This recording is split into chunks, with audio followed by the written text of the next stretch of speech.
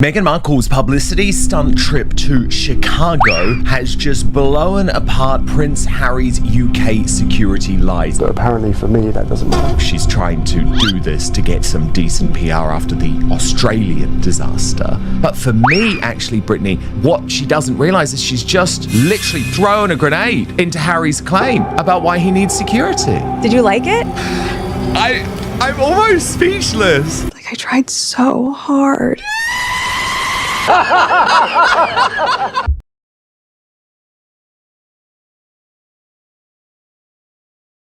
Saturday morning at Holy Name Cathedral in Chicago. A woman wearing a beige turtleneck quietly walked into a pew, smiled toward the crowd, and took a quick picture beside a local TV reporter who was sitting next to her. The reporter later uploaded the photo to X not long after. It was suddenly deleted. However, like everything with Meghan Markle, this event was immediately shrouded in bizarre controversy because Natalie Martinez, once the story had been picked up with the mainstream media, removed her post from social. The woman in the beige sweater was Meghan Markle. The date was May 2nd, 2026. Exactly 1 year and 1 day earlier, 3 appeal court judges ruled that Prince Harry had failed to prove his security claims. The legal fight reportedly cost nearly $1.5 million. His legal argument, according to his own team, was that the United Kingdom was unsafe for his wife and children unless they received armed police protection. A world in which I would be bringing my wife and children back to the UK at this point. It's really quite sad that I won't be able to show, my children my homeland. Now think about this carefully, because what Meghan did in Chicago during that weekend did more than embarrass Harry.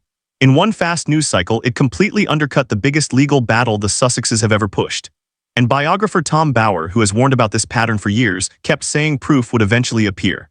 According to him, that proof finally showed up wearing a beige turtleneck. Total disaster for Prince Harry and his ongoing claim against Ravik in the United Kingdom. Here's what those court documents actually argued, and here's what Meghan actually did afterward. Let's rewind to February 2020. The Sussexes had just announced they were stepping back from royal duties. Then RAVEC, the committee responsible for deciding state-funded protection for important public figures, held a meeting and made its decision. Police protection from the Metropolitan Police would end on March 31st. Future UK visits would instead be handled individually, with 30 days notice and case-by-case planning. Just want to just keep us safe, whether you're the government, whether you're the royal household, whether you're my dad, my family. Despite all of our differences, do you not want to just ensure our safety? By September 2021, Harry officially filed his judicial review challenge. Then in December 2023, he submitted a written statement to the High Court saying, "The UK is central to my children's heritage and a place I want them to feel at home, just like where they currently live in the US. That cannot happen if they are not safe while on UK soil." But 2020, when that decision happened, I couldn't believe it. I actually couldn't believe it. I thought with all the disagreements and all of the chaos that's happening, the one thing that I could rely on is my family keeping me safe. And not only did they decide to remove my security in the UK, but they also signaled to every single government around the world not to protect us. Keep focusing on that phrase, not safe on UK soil. That became the center of every argument from Harry's side. In April 2025, his lawyer, Shad Fatima, stood before the Court of Appeal and argued that al-Qaeda threats against Harry were real. She referenced a published document allegedly calling for Harry to be targeted. She repeatedly used words like safety, security, and lives being at risk. That was the foundation of the case. Then Sir Geoffrey Voss, one of the highest-ranking judges in England and Wales, reviewed everything. On May 2nd, 2025, he and 2 other judges unanimously rejected the appeal. According to Voss, RAVEC's customized security approach was reasonable, logical, and fair. Prince Harry and Meghan Markle are claiming that they need guaranteed constant security protection from the British taxpayer because they are so under threat in the United Kingdom, and it is just impossible given how famous they are and given their royal role for them to travel around just like Meghan did. Harry later appeared on the BBC that same day and made a strong statement. He said, "I can't see a world where I would bring my wife and children back to the UK at this point." That was 1 year earlier. Remember that quote because it matters later. Now jump ahead to Saturday, May 2nd, 2026. Holy Name Cathedral sits in downtown Chicago on North Wabash Avenue. It's the main cathedral of the Catholic Archdiocese and seats over 1,000 people. It's also located around 12 miles from Northwestern University, where Meghan attended college between 1999 and 2003. She reportedly arrived early. The propagandists for the Sussexes, People magazine, had heralded this solo trip to Chicago for her godson's first communion. Now, people thought this was a great thing that Meghan had made the rare solo trip and that she arrived early to Holy Name Cathedral without any special accommodations. According to reporting from People magazine, Meghan sat among regular families during the service. There was no private entrance and no major security setup. The report said the only visible protection was a single private bodyguard. Harry was not there, Archie was not there, Lilibet was not there. The visit was completely solo. The reason given was that she was attending her godson's first communion.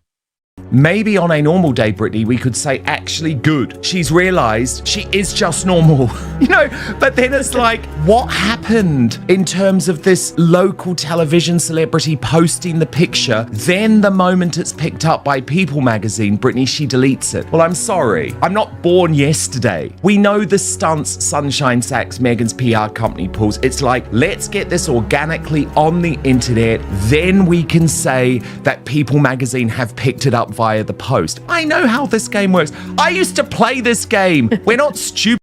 The godson, according to the same source speaking to People, is reportedly the son of one of Meghan's longtime friends from Northwestern University. However, neither the friend nor the child has been publicly identified. That detail becomes important later.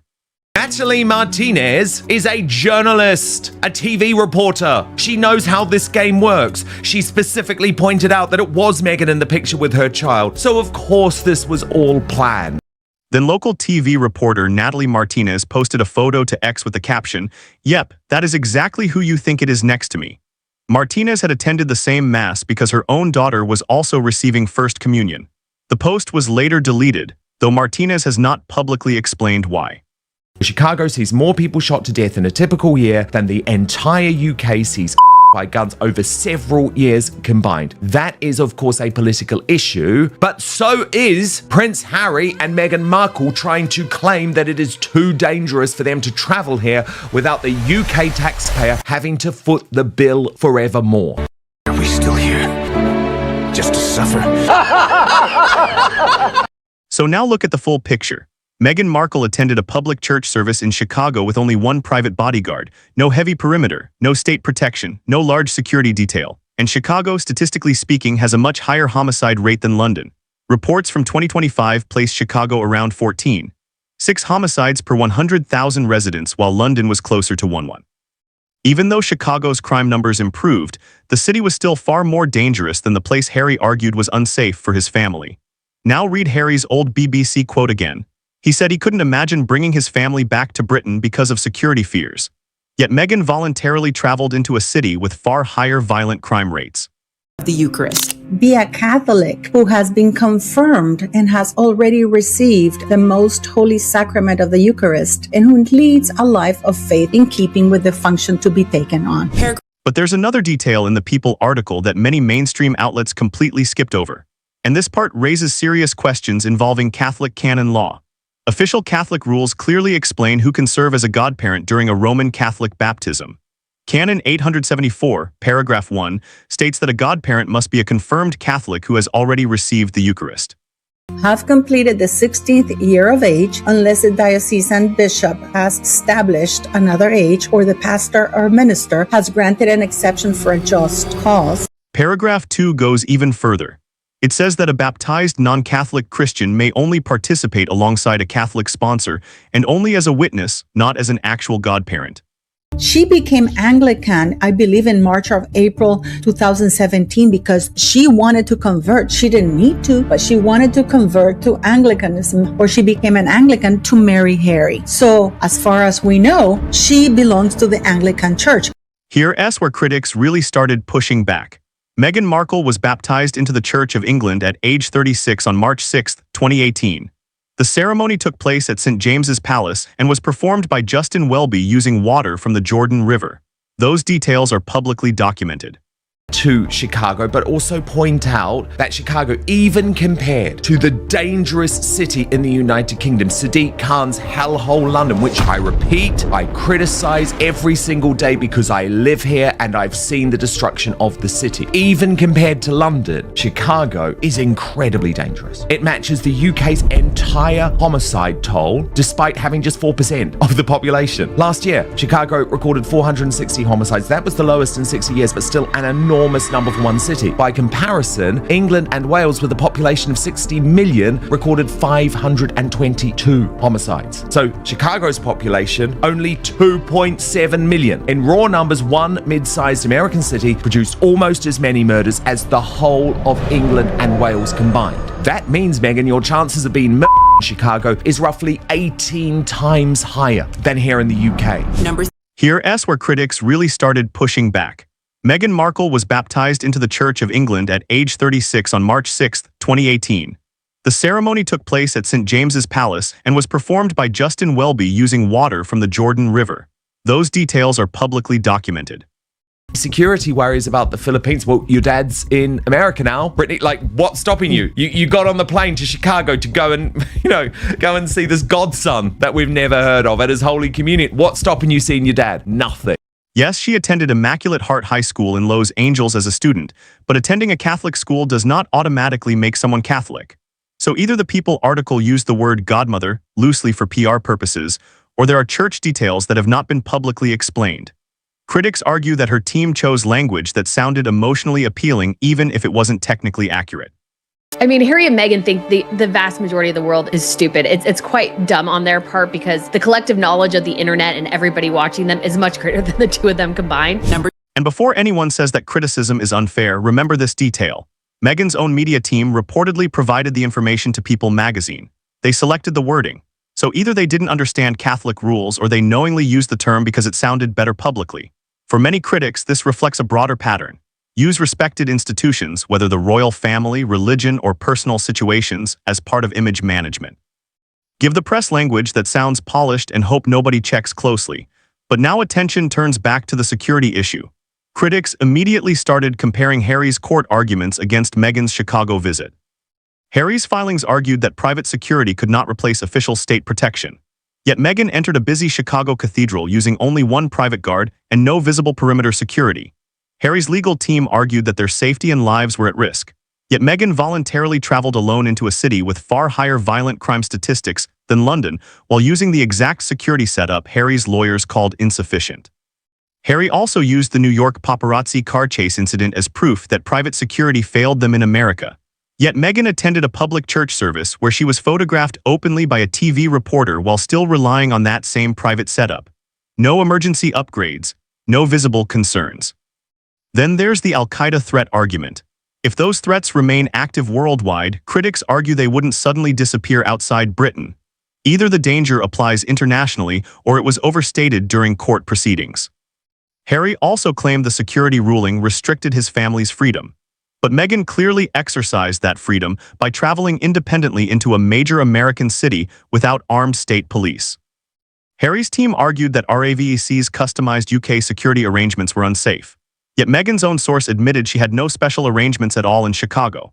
Meanwhile, Archie and Lilibet reportedly have not visited the UK since 2022 because of safety concerns. Yet their mother traveled alone into a city thousands of miles away with significantly higher crime levels than London. For critics, these contradictions create a serious credibility problem. Imagine any future legal challenge involving Sussex security claims. Opposing lawyers would simply present two clips side by side. Harry on the BBC saying Britain is unsafe for his family, and Meghan casually attending a public Chicago church service with minimal security. According to many observers, those two images alone could become the strongest argument against Harry's entire case. Tom Bauer has repeated the same argument for years in his books and interviews. In simple terms, his view has always been that the Sussex security debate was never fully about fear or danger. He believes it was more connected to influence, royal status, and keeping control over access to the United Kingdom while demanding special treatment whenever they wanted it. To be fair, real threats against public figures do exist. Nobody denies that. The claims involving Al-Qaeda were officially mentioned in court documents, and those concerns were taken seriously during proceedings. But many critics say actions speak louder than statements. When someone's behavior does not match the level of danger they describe publicly, people naturally begin questioning the story itself. For them, conduct becomes the deciding factor. Supporters of this criticism say they have pointed out these inconsistencies for years, and now they believe the evidence has finally caught up. Writers and commentators like Tom Bauer, Dan Wooten, and others have repeatedly argued that the Sussex narrative contained contradictions from the beginning. Then came the Chicago trip, which many critics viewed as confirmation rather than a simple mistake. Because if the family truly faces constant life-threatening danger at the level described in court, critics argue Meghan would never casually attend a crowded public cathedral in a major American city with limited protection. But if she felt comfortable enough to do that, then opponents say the legal claims may have been exaggerated. The Court of Appeal already sided with RAVEC's position when Sir Geoffrey Voss called the government's approach sensible. Now critics believe Meghan's own actions support that same conclusion. And according to critics, every contradiction in that moment pointed back to the same story that has followed the Sussexes for years. Meghan Markle, who often described Britain as dangerously hostile, willingly traveled alone into an American city statistically far more dangerous than London. Meanwhile, Harry, who publicly said he could not safely bring his family back to the UK, watched as his wife entered that environment without official police protection. For many observers, that single beige turtleneck photo weakened years of legal arguments almost instantly. They believed the security case was already collapsing, and this moment only made the contradictions impossible to ignore. Critics now argue the case is effectively finished because even Meghan's own actions no longer match the level of fear described publicly. And according to them, that image from Chicago may end up becoming one of the most damaging receipts in the entire Sussex security debate.